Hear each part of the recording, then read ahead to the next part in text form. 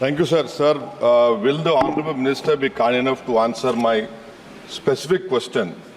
He has accepted that there are 69 Indians who are stuck in Russia. Will the Indian Embassy in Russia ensure that these boys who are stuck at Russia-Ukraine border, will you facilitate them and bring them to Moscow? And 8 have died. 2 boys' dead bodies from Punjab and Haryana, the DNA have been done. These bodies have not been returned. 1 Kashmiri boy, Zahur, no one knows about his whereabouts. And he knows that 1 Baba Vlogs in Dubai, Faisal Khan in Russia, Moin, Ramesh and Pushpreet. These are the main criminals sitting in Russia and 1 in Dubai who are misguiding our youth. Will the government first cancel their passports, issue an LOC? And third, if the Russian government is not taking us serious, if the Russian government is not taking us serious, will this government not purchase any Russian oil? Will they stop these Indian refiners from buying discounted oil from Russia? Sir, I will give a set of very specific answers to the very specific questions of the Honourable Member. There are, as I said, sir, 8 Indian nationals who unfortunately died while in service with the Russian armed forces. 4 of them, their mortal remains have been sent to India with the payment made by the Indian Community Welfare Fund.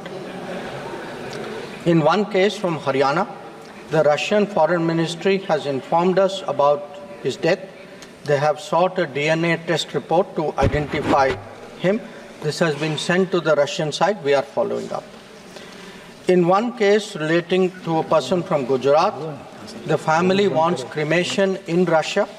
The necessary authorization from the family has been obtained. It has been sent to the Russian side.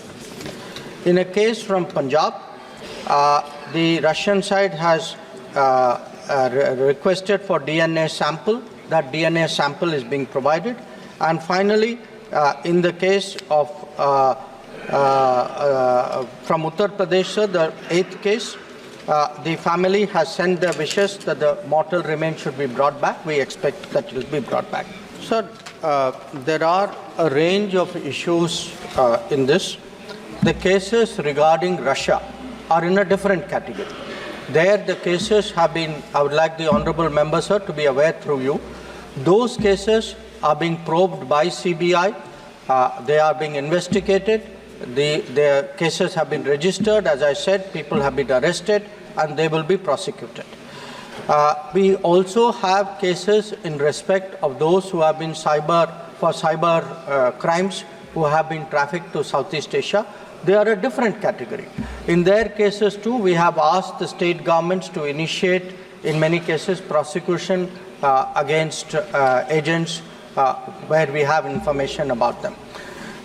Many of the cases, the bulk of the cases, sir, the number which the Honourable Member referred to, where we have put on our portal recruiting agents who we have found to be in violation of the rules.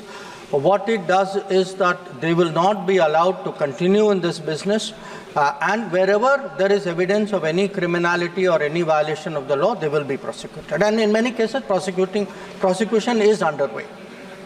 See, Asauddin Owaisi. Regarding the people who are involved in the trafficking, sir, we will have to go by what the CBI inquiry has told us, because that is evidence, that is what is legally permissible. We have 19 people, including, sir, some of the names that the Honourable Member had referred to. In each case, the inquiries are going on. In many cases, the prosecution is going on. So I can assure the Honourable Member through you, sir, that we take this very, very seriously.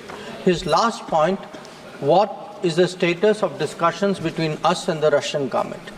I think it would be fair to say that after the Prime Minister himself has taken up the matter with the Russian President, and the Russian President has himself given an assurance, we should not jump the gun and say the Russians are not serious on this matter. I think it is important to hold the Russian government to their word. It is for us most important. We are not here to score points or to enter into debates. We are here to get back those 69 people, because Indian citizens should not be serving in the army of foreign countries. Shri M Srinivasulu Reddy, ऐसे मंत्री जी ने बहुत detail में जवाब दे दिया है। Sir, thank you. Sir, thank you very much, Speaker, sir. Sir, thank you very much, sir. Recently, Telugu youth icon and our leader, Sri Nara Lokesh Garu, actively helped in the repatriation of Indians trapped abroad due to fraudulent job offers, including safely from the Middle East region, sir, with the assistance of our Honorable Minister for External Affairs. We are all extremely thankful to you, sir. Sir, in light of these incidents, I would like to ask through you, sir, the Honorable Minister, that what specific measures the government is taking to crack down on immigration agents who actively participate in such fraudulent activities in India, sir.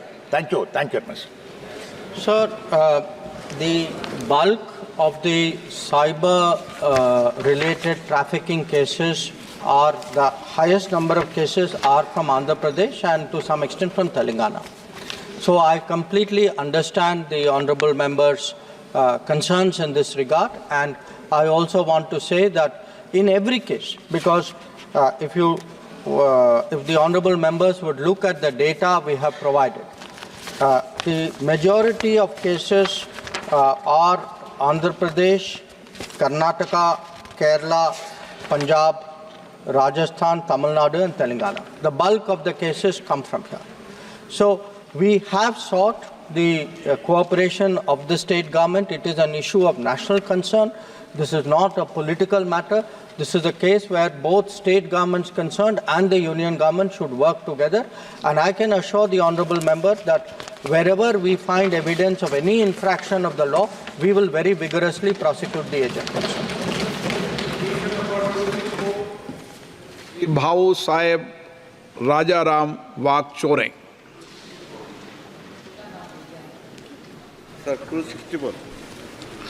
माननीय मंत्री महोदय, उत्तर सभा पटल पे माननीय सदस्य, आदरणीय अध्यक्ष जी, मैं आपके माध्यम से मंत्री महोदय ने जो प्रश्न के उत्तर दिए हैं उसमें जो बताया कि संविधान के अनुच्छेद 171 के अनुसार राज्यसभा और विभिन्न राज्य के विधान परिषद। आपका प्रश्न क्या है? मेरा प्रश्न है कि जो संविधान के हिसाब से विधान परिषद और राज्यसभा में संविधान के हिसाब से आरक्षण लागू किया जाए, तो उसके बारे में वही मैं बताना चाहता हूं कि आप बताओ, आरक्षण के लिए कोई उपलब्ध नहीं किया जाता, ऐसा बताया है। ये बात तो सही है, लेकिन मैं आपके माध्यम से मंत्री महोदय को बताना चाहूंगा कि आदरणीय सर संघचालक मोहन जी भागवत, ओके, ऐसे नाम नहीं लेते सर। माननीय सदस्य, आप नए आए हो, जो इस सदन का सदस्य नहीं उसका नाम लेते हटा देना और आगे से सब समझ जाए। तो मैं कहूँगा कि आज भी देश में जाति और जनजाति के प्रति समाज में भेदभाव समाप्त तो हुआ नहीं है। इस समुदाय के लिए आरक्षण की व्यवस्था का प्रावधान करना उचित रहेगा। इसलिए मैं आपके माध्यम से माननीय मंत्री महोदय से निवेदन करता हूँ कि संविधान में संशोधन करके राज्यसभा एवं देश की विधान परिषद में आरक्षण सुनिश्चित किए। माननीय अध्यक्ष महोदय, मैं आपके माध्यम से माननीय सदस्य को बताना चाहता हूं कि लोकसभा और राज्यों की विधानसभा में आरक्षण की व्यवस्था है एज पर कॉन्स्टिट्यूशन, लेकिन राज्यसभा में और जो विधान परिषद होती है उसमें अभी संविधान के तहत आरक्षण की व्यवस्था नहीं है। सप्लीमेंट्री पूछना चाहते हैं सर? मेरा जो बिना नाम बुलाए खड़े हो जाएंगे उनको कभी मौका नहीं मिलेगा। माननीय सदस्य प्लीज। इस संबंध में माननीय मेरा दूसरा पूरक प्रश्न है, जो बिना नाम बुलाए खड़े होंगे उनको मौका मिलेगा ही नहीं। सप्लीमेंट्री मेरा दूसरा सुनिए। अरे भाई माने आप सप्लीमेंट्री पूछना चाहते नहीं पूछना हाँ सर, चाहते? मैं पूछना चाहता हूँ। हाँ। मेरा माननीय आदरणीय अध्यक्ष जी, माननीय मंत्री महोदय से दूसरा पूरक प्रश्न यह है कि अभी पिछले सप्ताह में माननीय उच्चतम न्यायालय में आरक्षण के संबंधित प्रकरण में कोटा के अंदर कोटा वर्गीकरण क्यूलियर इत्यादि से संबंधित निर्णय दिया है, ओके, जिसकी पूरे देश में आलोचना हो रही है और इन जातियों में भारी रोष व्याप्त है तथा पूरे देश में ओके, ये प्रश्न नहीं उसके इसके संबंधित। बारे में इंडिया सरकार का घटना दल का एक पक्ष भी अभी ओके, उच्चतम न्यायालय मैं कहूँगा कि माननीय अध्यक्ष महोदय, जो इन्होंने सप्लीमेंट्री पूछा है वो इस प्रश्न से संबंधित नहीं है। फिर भी मैं आपके माध्यम से बताना चाहता हूं कि सब कैटेगराइजेशन ऑफ कास्ट के मामले में जो पंजाब सरकार से ही मामला चलते चलते आंध्रा से होते हुए सुप्रीम कोर्ट में आया, उसमें जो ये क्रीमी लेयर की बात कर रहे हैं, क्रीमी लेयर में सुप्रीम कोर्ट का जो कुछ न्यायाधीश है उनका ऑब्जर्वेशन है, वो डिसीजन का पार्ट नहीं है। ये समाज में भ्रम फैलाने की कोशिश नहीं करें। सुरेश के Suresh. Thank you, Speaker, sir. Sir, there is a very long pending demand for reservation of state legislative council and Rajya Sabha. Honorable Minister reply was technical. So I would like to know from the Minister through you, sir, whether the government, what is the government approach for the reservation in Rajya Sabha as well as the legislative council? Sir, मैं आपके माध्यम से माननीय सदस्य को बताना चाहता हूं, क्वेश्चन आवर ही टेक्निकल होता है सर। इन्होंने जो प्रश्न पूछा उसी का ही जवाब दिया जाता है। और मैंने जैसे कहा कि आर्टिकल 80 में ये प्रावधान किया गया है कि राज्यसभा में प्रत्येक स्टेट के रिप्रेजेंटेटिव के रूप में संसद सदस्यों को संबंधित राज्य की लेजिस्लेटिव असेंबली के विधायकों द्वारा चुना जाता है और लोकसभा में डायरेक्ट चुनाव होता है। तो डायरेक्ट और इनडायरेक्ट चुनाव का फर्क के कारण कॉन्स्टिट्यूएंट असेंबली में भी उस समय चर्चा हुई थी। अभी इसलिए हम कह रहे हैं कि अभी